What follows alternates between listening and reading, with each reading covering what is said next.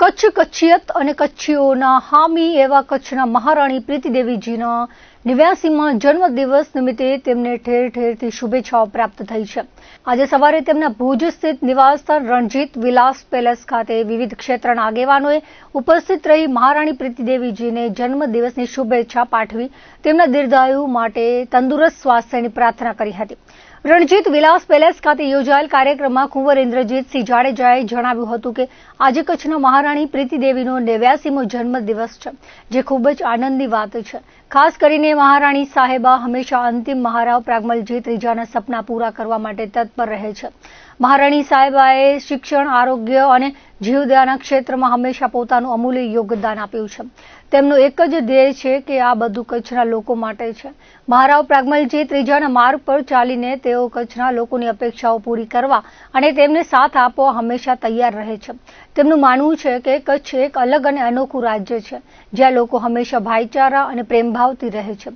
મહારાણી સાહેબાની સાદગી અને કચ્છના લોકો પ્રત્યેનો તેમનો પ્રેમ ખરેખર પ્રશંસનીય છે। તેઓ હંમેશા આશાપુરા પાસે પ્રાર્થના કરે છે કે કચ્છના લોકો સુખ, શાંતિ અને સમૃદ્ધિ ભોગવે। હું પણ આશાપુરાને પ્રાર્થના કરું છું કે મહારાણી સાહેબાને દીર્ઘાયુ આપે અને તેમના બાકીના સપના પૂરા કરવાની શક્તિ આપે। વધુમાં તેમણે જણાવ્યું હતું કે મહારાવ શ્રી પ્રાગમલજી ત્રીજાના નિધન પછી મહારાણી સાહેબાએ પોતાનો જન્મદિવસ ઉજવવાનું બંધ કરી દીધું છે। તેમણે કચ્છના વિકાસ માટે નરેન્દ્ર મોદી સાહેબના વિઝનને સમર્થન આપતા પોતાની 11,000 એકર છાળવા રખાયેલી જમીન સરકારને સોંપી દીધી છે, જેની દેખરેખ અત્યારે ગુજરાતના મુખ્યમંત્રી ભૂપેન્દ્ર પટેલ અને ફોરેસ્ટ ડિપાર્ટમેન્ટ કરી રહ્યું છે। તેમનો ઉદ્દેશ્ય એ છે કે આ રખાલ હંમેશા જંગલ બની રહે અને પશુ પક્ષીઓ તથા લુપ્ત થતા પ્રાણીઓને આશરો મળી રહે। રણજીત વિલાસ પેલેસમાં મહારાણી સાહેબ પ્રીતિ દેવીજીનો 89મો જન્મદિવસ છે। તેઓ 89મા વર્ષમાં પ્રવેશ કરી રહ્યા છે, ત્યારે મહારાણી પ્રીતિદેવી સ્કૂલ અને લિટલ સ્ટેપ્સ મોન્ટેસરી સ્કૂલના બાળકો મહારાણી સાહેબાની જન્મદિવસની શુભેચ્છા પાઠવવા આવ્યા છે, જે નાનપણથી આવે છે। જ્યારે મહારાવ સાહેબ હતા ત્યારે પણ આવતા અને દર વર્ષે આવે છે, સાથે શાળાના શિક્ષકો પણ આવે છે। એક બાળકનો જન્મદિવસ છે તો મહારાણી સાહેબ દર વર્ષે તેની સાથે સેલિબ્રેટ કરે છે, તો એક બહુ જ ખુશીનો અને આનંદનો માહોલ છે। ભગવાન તેમને આશીર્વાદ આપે અને તેમને સ્વસ્થ રાખે અને આપણે દર વર્ષે આવી રીતે તેમનો જન્મદિવસ ઉજવી શકીએ તેવી લાગણી તેમણે વ્યક્ત કરી હતી। આ કાર્યક્રમ વેળાએ રવિન્દ્ર સંઘવી, જે રાવલ સહિતના મહાનુભાવોએ મહારાણી સાહેબા દ્વારા કરાતા સેવાકીય કાર્યોની સરાહના કરી હતી। કાર્યક્રમમાં મહાનુભાવોએ અભિનંદન આપ્યા હતા।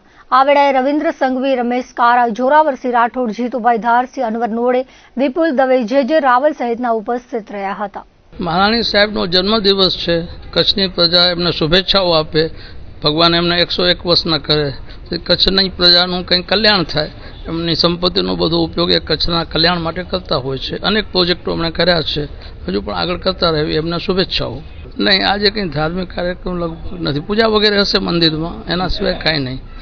એ થોડા દિવસ પછી મહારાવ સાહેબનો જન્મદિવસ આવે છે 30 તારીખે, એ વખતે બધા વર્ષભરના પ્રોજેક્ટો માટે દાન વગેરે એ જાહેર કરતા હોય છે। આજે ઓછું કરે, એમને બહુ જ કચ્છ માટે છે કે યોગ્ય લોકો મળે તો મોટા મોટા પ્રોજેક્ટો કરવા અને ભગવાન એમને જે કંઈ આપી છે સંપત્તિ એનો યોગ્ય ઉપયોગ થાય, તો હંમેશા આ પ્રયત્નોમાં હોય છે। આજે કચ્છના મહારાણી પ્રીતિદેવીનો 89મો જન્મદિવસ છે, બહુ ખુશીની વાત છે અને ખાસ કરીને મહારાણી સાહેબની જે સપના છે, જે અંતિમ મહારાવ શ્રી પ્રાગમલજી ત્રીજાએ જે જોયા હતા, એ સપના પૂરા કરવા માટે હંમેશા તત્પર રહે છે। મહારાણી સાહેબ શિક્ષણ ક્ષેત્રે, આરોગ્ય ક્ષેત્રે અને જીવદયા ક્ષેત્રે હંમેશા એ પોતાનું યોગદાન આપતા રહે છે અને ખાસ કરીને મહારાણી સાહેબનો એક જ નેમ છે કે આ બધું જે કંઈ પણ છે એ બધું કચ્છના લોકોનું છે। આ જે મહારાવ શ્રી પ્રાગમલજી ત્રીજા કહી ગયા હતા, એ જ વાતને અનુસરીને મહારાણી સાહેબ પણ એ જ કાર્ય કરતા રહ્યા છે કે આપણે જે કંઈ પણ કરવું હોય એ કચ્છના લોકો માટે કરીએ અને ખાસ કરીને જે લોકો આપણા ઉપર અપેક્ષા રાખીને બેઠા હોય એને હંમેશા આપણે સાથ આપી। અને મહારાણી સાહેબનો એક જ છે કે કચ્છ એ એક અલગ રાજ્ય ગણો ને તો અલગ રાજ્ય છે અને કચ્છના લોકો હંમેશા ભાઈચારાના હિસાબે રહ્યા છે અને કચ્છમાં એ અતિશય આપ જાણતા હશો જે પ્રેમ ભાવથી રહેવો અને મહારાણી સાહેબનો આજે પણ એ આધાર છે અને આપની સાદગી તો આપે જોઈ હશે। એમનું એક જ છે કે ભાઈ મારા કચ્છના લોકો હંમેશા સુખ, શાંતિ અને સમૃદ્ધિ ભોગવે એવી મા પાસે હંમેશા એ પ્રાર્થના પણ કરતા હોય છે અને આપના માધ્યમ દ્વારા હું પણ મા આશાપુરા પાસે એ પ્રાર્થના કરું કે મહારાણી સાહેબને દીર્ઘ આયુ આપે અને જે એમના સપના છે એ પૂરા કરવાની શક્તિ આપે એવી આપના સાથે શુભેચ્છા સાથે આભાર. ખાસ કરીને મહારાણી સાહેબ આપણા મહારાવશ્રીય પ્રાગમાજી ત્રીજા જ્યારે વિદાય લઈ ગયા છે ત્યારે મહારાણી સાહેબે ત્યારથી નક્કી કર્યું છે કે મારો જન્મદિવસ આપણે ઉજવો નથી, પણ મારાવ સાહેબનો તિથિ હંમેશા ઉજવી છે. અને એમનો એક જ છે કે જે હોય એ મને મારાવ સાહેબના નામે કરવું છે અને મારાવ સાહેબના જે સપના હતા એ મારાવ સાહેબના નામે મને પૂરા કરવા છે. એટલે પોતાનો જન્મદિવસ સાદાઈથી ઉજવે છે.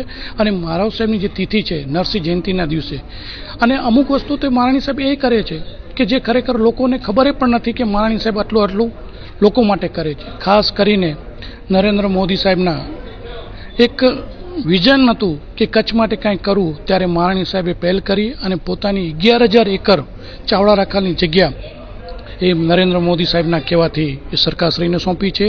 અને આનો જે દેખરેખ છે કે આપણા ગુજરાતના સીએમ ભૂપેન્દ્ર પટેલ સાહેબ કરે છે અને ખાસ કરીને ફોરેસ્ટ ડિપાર્ટમેન્ટને આપી છે. કારણ કે કચ્છના અંતિમ મહારાવશ્રી પ્રાગમાજી ત્રીજાનું એક સપનું હતું કે મારી આ રખાલ એ હંમેશા આવી રીતે જંગલ જ રહે અને અહીંયા જે પશુ પક્ષી અને જે લુપ્ત પ્રાણીઓ છે એને હંમેશા એનો આશરો રહે. એ આશાની હિસાબે મહારાણી સાહેબે પણ એ સરકારશ્રીને આપી છે. અને આપણા માધ્યમ દ્વારા એ જ કહીશ કે ખરેખર મહારાણી સાહેબ જે કરે છે કોઈ નહીં કરી શકે. અને મહારાણી સાહેબના ચરણોમાં વંદન સાથે આભાર. તો આજ માણી સાહેબનો જન્મદિવસ છે, દર વખત ઉજવાય છે. અને દર વખત જે છે ચકલીઓને ચણ, ગાયને ચરો અને જે બધા સ્ટાફ મેમ્બર્સ છે બધાને એક ફીસ્ટ જેવું રાખે છે પેલેસમાં. અને એમની જે પ્રવૃત્તિઓ છે હવે ખાલી જન્મદિવસ ઉપર સીમિત નથી, હવે બહુ વિશાળ સ્તરે થાય છે. અને birthday is just one day, પણ આખા વર્ષમાં ઘણી બધી પ્રવૃત્તિઓ મહારાણી સાહેબ કરે છે.